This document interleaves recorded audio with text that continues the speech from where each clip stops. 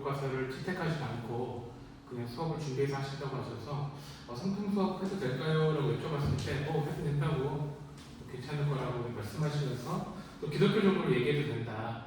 또 구원에 있어서 예수 그리스도의 그 구원만을 강조하지 않는다라고 하면 성경을 가지고 윤리적이나 또 심리학적으로도 수업해도 된다라고 말씀하셔서 성품 수업을 준비해봤습니다. 대상은 영흥고등학교 1학년 일반 친구들 대상입니다. 수업 시작하도록 하겠습니다. 안녕하세요. 영흥고등학교 친구들. 인사 같이 해주실래요? 네, 1학년 일반 친구들 반갑습니다. 오늘 여러분과 성품 수업 세 번째 시간을 함께할 유성민 선생님입니다. 우리 선생님이 먼저 기도하고 시작하도록 하겠습니다. 하나님 아버지 감사합니다. 오늘 성품 수업 세 번째 시간 정직에 대해서 함께 배우고 나눕니다. 하나님께서 함께하여 주셔서 우리가 하나님께서 말씀을 해주신 성품으로서의 정직을 잘 배우고 적용할 수 있도록 인도하여 주시옵소서. 감사드리며 예수님의 이름으로 기도하였습니다. 네. 여러분, 우리 지지는 첫 번째 성품에 대해 배웠던 것이 기억나나요? 혹시? 기억나나요? 네. 성품이란 단순히 어떤 우리의 생각, 우리의 성격이 아니라 우리가 갈고 닦아야 할 태도이자 모습이라고 함께 나눠봤던 것이 기억납니다. 그 성품 중에 하나인 오늘은요, 바로 정직에 대해 배워보려고 합니다. 여러분들은 정직하면 무엇이 떠오릅니까? 네, 안 떠오르는군요. 네. 준비하면서 여러분들이 정직에 대해서 이렇게 생각할 것이라 생각했어요. 선생님, 저는요, 이미 너무나 정직해요. 저는 깨끗해요. 진실해요. 정직에 대해 배워볼 필요가 없어요. 라고 생각하는 친구들도 있을 거라 생각합니다. 또 친구들 중에는 기독교가 아닌 친구들은 제가 왜 기독교의 성품이 정직을 배워야 될지 모르겠어요 하는 친구들도 있을 거라 생각해요. 그렇지만 오늘 수업을 통해서요, 배운 이 정직이 여러분들에게 삶의 의미가 되고 또한 좋은 영향력이 있을 거라 생각합니다. 우리 집중하면서 오늘의 수업 함께 시작하도록 할게요. 먼저 학습 목표를 함께 보도록 하겠습니다. 우리 1번 함께 읽어주겠습니다. 시작. 에베소서 4장의 말씀을 통해 정직이 세 사람의 정체성을 이해하고 설명할 수 있다. 네, 맞습니다. 여러분 읽었던 것처럼요, 오늘은 우리 성경의 에베소서 4장을 가지고 정직에 대해 한번 살펴보도록 하겠습니다. 2번 한번 읽어볼게요. 시작. 자신이 습관적으로 사용하는 거짓말, 변명, 과장, 침묵의 유형을 기록하고 정직하기로 고백할 수 있다. 네. 오늘의 수업을 통해 여러분들이 잘 하고 있는 습관적인 그 거짓말에 대해서도 살펴보도록 하겠습니다. 세 번째 마지막입니다. 같이 읽겠습니다. 시작. 성경적 정직을 실천하기 위한 구체적인 계획을 세우고 실행할 수 있다. 네. 수업 마지막에는요, 여러분들이 정직하기로 결단하고 구체적인 계획까지 세워보도록 하겠습니다. 이 세 가지 목표를 달성할 때요, 여러분들이 굉장히 정직한 사람이 될 거라 믿습니다. 우리는 지난주에 지난 수업을 복습해 봅시다. 지난 수업은 우리 성품 두 번째 시간으로 사랑에 대해 배워봤었는데요. 사랑은 감정이 아닌 성품이며 실천을 통해 완성된다라고 함께 봤습니다. 우리가 사랑이라고 생각할 때 보통적으로 어떠한 감정 변화에 따른 사랑도 변한다고 생각하지만요, 사랑은 성경을 통해 봤을 때 빠지는 것이 아니라 의지를 가지고 선택하는 것이다 라고 보았어요. 내가 어떠한 사람에게 잘해주었듯이 아니면 잘 못함을 받았듯이 감정과 상관없이 우리는 옳기 때문에 사랑이라는 단단한 태도로 다른 이웃 사람들에게 사랑을 실천해야 되는 걸 살펴보았죠. 고린도전서 13장을 통해 살펴보았는데요. 이것들을 한 주간 잘 지켰죠? 네, 잘 지켰을 줄 믿습니다. 우리 함께 본격적으로 정직에 대해 들어가 보도록 하겠습니다. 여러분들은 정직하면 손해본다라는 말을 들어본 적 있습니까? 네. 선생님은요, 사실 이 이야기를 많이 들어봤거든요. 사회생활 그 경험에서 나오는 말이죠. 정직하고 신실하게 행동하면 세상에서 불이익이 많다는 것입니다. 솔직하게 말해 불이익을 받는다라고도 이야기하고요, 양심을 지키다 손해를 본다라고도 이야기합니다. 규칙을 지키다 기회를 놓친다라고 이야기하죠. 여러분 상상해봐요. 여러분들이 버스를 타기 위해 횡단보도를 건너려고 하는데 마침 그 횡단보도가 빨간불이었어요. 그래서 건너가기 위해 기다리고 있는데 마침 여러분들이 기다리고 있던 그 버스가 건너편에 온 거예요. 그런데 그 버스가 배차 시간이 30분이에요. 그리고 지금 빨간불이에요. 차도 없어요. 여러분들은 그러면 무단횡단할 것입니까? 아니면 규칙을 지키겠습니까? 나 눈 딱 감고 무단횡단하겠다. 네. 반 이상이 네. 무단횡단하겠다고 했어요. 아니다. 나는 규칙을 지키겠다. 정직하게 행하겠다. 그래요. 딱 3대 3인 것 같아요. 우리 친구들은 정직한 친구들이 반 정도 있는 것 같습니다. 우리는요, 이렇게 자신의 유익에 따라서요, 정직을 고민할 때가 있는 것 같습니다. 이 정직이라는 것이 우리 삶에서 어기는 경우가 굉장히 있다는 거죠. 선생님이 이 정직에 관한 실험 영상을 가져왔는데 바로 시작하니까요. 여러분이 집중해서 보길 바랍니다. 이른바 선택적 정직이라는 거예요. 일정 금액을 두 사람이 나눠 가지는 거예요. 자, 그런데 1부터 9까지의 숫자가 적힌 카드 중 랜덤으로 하나를 뽑아야 돼요. 뽑았을 때 홀수가 나올 수도 있고 짝수가 나올 수도 있죠. 그런데 홀수를 뽑게 되면 내가 더 많은 돈을 가져. 그리고 짝수가 나오면 상대방이 더 많은 돈을 가져오게 옵션을 선택할 수 있어요. 그런데 기본 옵션은 뭐냐? 내가 뭘 뽑았는지 얘기 안 해요. 자, 그럼 정리해 볼까요? 홀수가 나왔어요. 그럼 이걸 공개하면 내가 더 많은 돈을 가지는 거고요. 짝수가 나왔네? 이걸 공개하면 상대방이 더 많이 가지는 거예요. 공개한다는 건 솔직히 얘기한다는 거죠. 어떤 거 뽑았어? 몰라. 안 가르쳐줘. 그러면 동시에 그러니까 양쪽이 다 균등한 돈을 가지는 겁니다. 자, 결과가 어떻게 나오느냐? 홀수가 나왔을 때, 홀수가 나오면 내가 더 많이 가질 수 있는 거죠. 사람들이 75%가 솔직히 무슨 얘기입니까? 홀수 나왔다? 라고 얘기하는 거예요. 그렇죠? 근데 짝수가 나왔어요. 몇 퍼센트가 진실을 얘기할까요? 단 18%만 짝수가 나왔네? 라고 얘기한다. 이 영상은요, 엠마의 선택적 정직이라는 실험입니다. 그러니까 영상에 나온 실험을 보니까 사람들은 많은 자신의 이익을 취하기 위해 75%나 정직함을 숨겼어요. 그렇죠? 아니, 반대로 정직함을 드러냈어요. 자신의 이익을 위해 그랬던 거죠. 반대로 18%의 사람은 자신의 이익을 위해 정직함을 숨겼습니다. 우리는요, 우리가 인지하지 못하지만 인생을 살아가면서 이렇게 선택적 정직을 하고 있다는 거죠. 내가 이익을 얻을 때는요, 정직하고 솔직하고 규칙을 따릅니다. 그러나 내가 이익을 가지지 않는다면, 관계가 무너질 것 같다면, 불이익이 생길 것 같다면 정직하지 않기로 작정하는 우리의 모습인 거예요. 실험만이 아니라 우리도 마찬가지입니다. 여러분들은 이렇게 거짓말 가면을 쓰고 살아봅니까? 우리는 종종 나를 보호하기 위해 또한 유익을 얻기 위해 거짓말이라는 가면을 씁니다. 싫은데 좋다고 하거나 좋은데 싫다고 이야기하기도 하죠. 선생님도 마찬가지입니다. 선생님도 최근에 이것을 준비하면서 거짓말했구나라고 생각했던 적이 있었어요. 누군가 음식을 대접해 주셨는데 그 음식이 사실 맛이 없었거든요. 그런데 선생님은 뭐라고 거짓말했을까요? 맛있다라고 거짓말했습니다.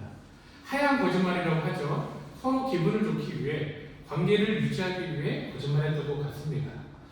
상처를 받았지만 괜찮은 척 연기도 하고요. 또한 정직함으로 관계적 손해를 입지 않기 위해 우리는 좋은 관계를 유지하도록 또 거짓말을 하기도 합니다. 여러분에게 질문합니다. 여러분은 정직합니까? 다 정직 안 합니까? 여러분 거짓말 합니까? 네. 어떤 거짓말 합니까? 이야기하기 조금 부끄럽죠? 그래서 선생님이 이것을 준비했는데요. 여러분들 QR코드를 한번 찍어서요. 여러분들이 최근 일주일간 했던 거짓말을 한번 작성해 주길 바랍니다. 여러분들이 어떤 거짓말을 했는지 하나만 적어도 되고 반복적으로 적어도 돼요. 네, 적어주세요.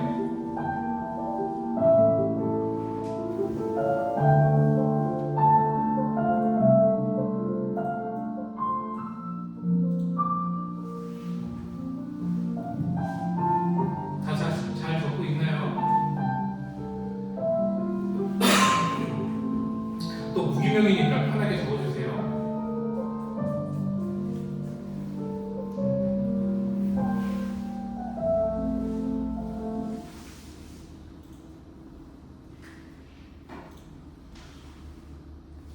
자, 여러분들이 한번 적은 것을 봐보도록 하겠습니다. 여러분들 최근 7일간 거짓말한 것은 안 잘생겼는데 준수하다고 봐.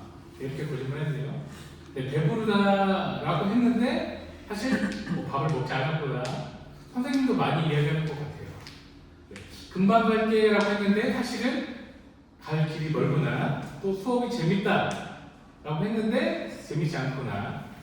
또 늦잠가서 늦었는데 버스가 늦게 왔다고 하. 우리가 많이 할 수 있는 거짓말이죠. 아, 기도하겠습니다. 했는데 기도하지 않는 거짓말도 했다고 이야기하는 친구가 있네요. 우리는요 이렇게 생활에서 많은 거짓말을 나도 모르게 하고 살아갑니다. 그래서 그 거짓말에 따라서 우리가 어떠한 거짓말을 했는지 알아보고 깨달아보는 것도 굉장히 중요한 것 같습니다. 거짓말에 대해 사전적 정의 한번 보도록 하겠습니다. 함께 읽어볼까요? 준비 시작. 마음에 거짓이나 이범이 없이 말하고 거두는. 네, 사전적인 정의의 정직은요, 마음에 거짓이나 꾸밈 없고 바르고 고둠을 이야기합니다. 우리가 흔히 어떠한 정직함, 그 정직에 반대인 거짓말이라고 이야기했을 때는 어떠한 행위에 따른 결과로 여길 때가 있는데요. 사전적 정의로 본다면 이 단순한 행위 이전에 우리의 마음 상태가 곧 정직해야 됨을 이야기하고 있어요.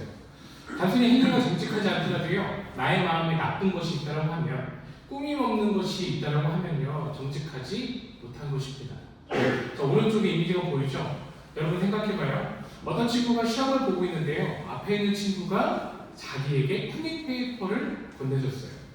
그 커닝 페이퍼를 보면서 시험 보진 않았지만 마음으로는 선생님만 없으면 보고 싶다 해서 그 타이밍을 보고 지었지만 결국 그 커닝 페이퍼를 사용하지 못했습니다.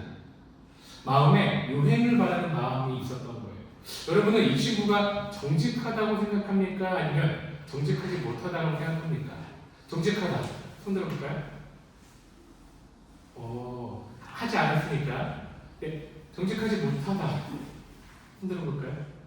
네. 사전적 정의를 본다면요, 정직하지 못한 것이죠. 요행을 바라는 마음, 또 커닝페이퍼를 보고 싶으라는 의도가 있었기 때문에 그렇습니다. 우리의 생각보다는요, 더 이 정직이라는 것이 우리 내면에 집중하고 있다는 것입니다. 우리 여러 학자들도요, 이 정직에 대해 이렇게 이야기했습니다. 첫 번째, 임마누엘 칸트는요, 정직은 이렇게 이야기했어요. 정직은 상황에 관계없이 반드시 지켜야 할 절대적인 의무다라고 이야기했습니다. 즉, 정직은 타협할 수 없다라는 거예요. 우리가 흔히 이야기하는 하얀 거짓말, 또한 상대방을 위한 거짓말이요, 문제가 있다는 것입니다. 그래서 조금 철학적 용어지만 정언 명령이라고 하죠. 무조건 따라야 하는 명령입니다. 정직처럼 사랑, 배려, 또한 다른 사람을 이해하는 마음들, 이런 것을 정언 명령이라 이야기하면서요, 칸트는 조건과 상관없이 무조건 따라야 한다, 강압적으로 이야기합니다. 반대로 오늘날 현대 심리 윤리학자들은요, 이 정직이라고 이야기했을 때 일치성에 대해 이야기해요. 쉽게 말하면 정직이라는 것의 기준에 악과 선한 것은 없다라는 거죠. 내 마음과 또한 내가 행하고 있는 모습이 일치된다라고 하면 그것이 정직이다라고 이야기합니다. 이렇게 학자들의 의견을 정리해본다면 정직에 대해 거짓말을 피하려는 것이 아니라 자신의 마음과 어떠한 내면과 외부를 종합적으로 이야기하는 것이 정직입니다. 그런데요, 성경은요, 이 정직에 대해 조금 다르게 이야기합니다. 스스로의 노력과 어떠한 훈련을 통해 결실되는 것이 아닌 누구를 통해 주어지는 것이 정직이라고 이야기하는데요. 에베소서의 말씀을 함께 보도록 하겠습니다. 우리 함께 읽어볼까요? 준비 시작. 하나님 나라 의와 진리의 거룩함은 복이심을 받은 새 사람을 이끌어라. 그런즉 거짓을 버리고 각각 그 이웃과 더불어 참된 것을 말하라. 이는 우리가 서로 지체가 됩니다. 에베소서 4장의 말씀입니다. 성경은요, 정직을 옷 갈아입는 것에 비유합니다. 우리가 날씨가 추워지니까 옷을 갈아입죠. 그런 것처럼 이 정직이라는 것도 옷 갈아입는 것과 같다라고 이야기해요. 이전에 입고 있었던 옛 습관, 거짓된 낡은 옷을 버려버리고요. 거짓말하는 나쁜 옛 것들을 모두 다 끊어버리고 새 사람이라는 옷을 입는 것이죠. 정직은 내 노력으로 만들어지는 것이 아닙니다. 하나님이 원래 창조하여 주신 현상, 우리의 아이덴티티, 정체성을 따라 하나님의 마음을 깨달아 알아갈 때 우리는 정직할 수 있다라고 성경은 이야기해요. 하나님이 자신의 성품으로서 만들어주시고 창조해 주신 우리의 존재 가치를 알 때 정직할 수 있다는 거죠. 그러므로 어떠한 행동을 위해 정직하기보다 하나님께서 우리를 정직하도록 창조하여 주셨기 때문에 우리가 새 사람으로 참된 것을 다른 사람에게 말해야 한다고 성경은 말합니다. 이웃에게는 참된 것, 진실한 것, 또한 진실된 것만을 이야기해야 된다 성경은 말하고 있어요. 이러한 성경적 가치가 이전에 이야기했던 사전적 정의 또한 우리 학자들과의 가치와는 조금 다른 것입니다.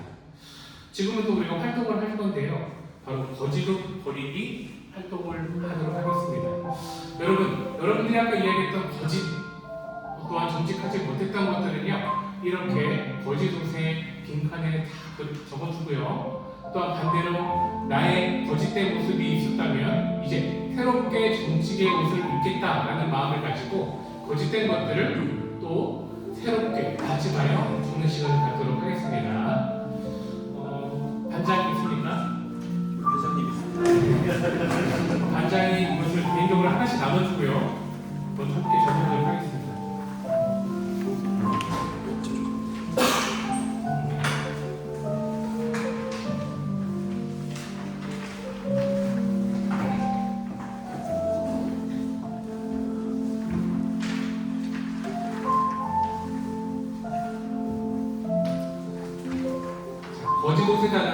거짓 옷에다가는 정직하지 못한 자신의 옛 습관, 거짓의 내용을 적고요. 오른쪽에 정직의 옷에다가는 옛 거짓을 버리고 새롭게 다짐하는 자신의 모습을 적어주면 됩니다.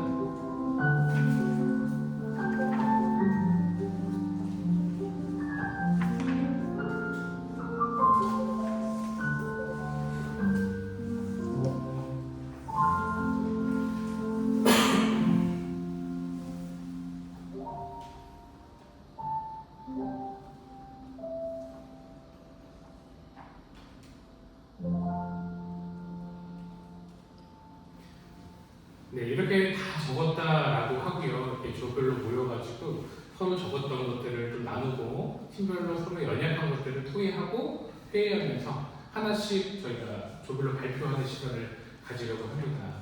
그리고 나서 팀별 활동 2로 들어가는데요.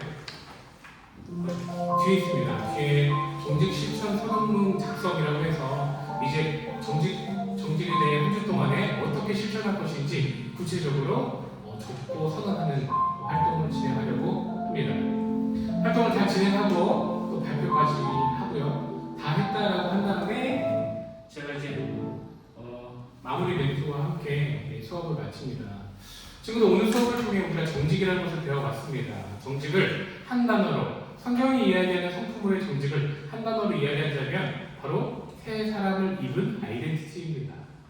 하나님께서 창조하여 주시는 그 정직의 모습에 따라 우리가 이웃과 또한 나의 관계된 사람에게 진실함으로 나아가는 것이죠.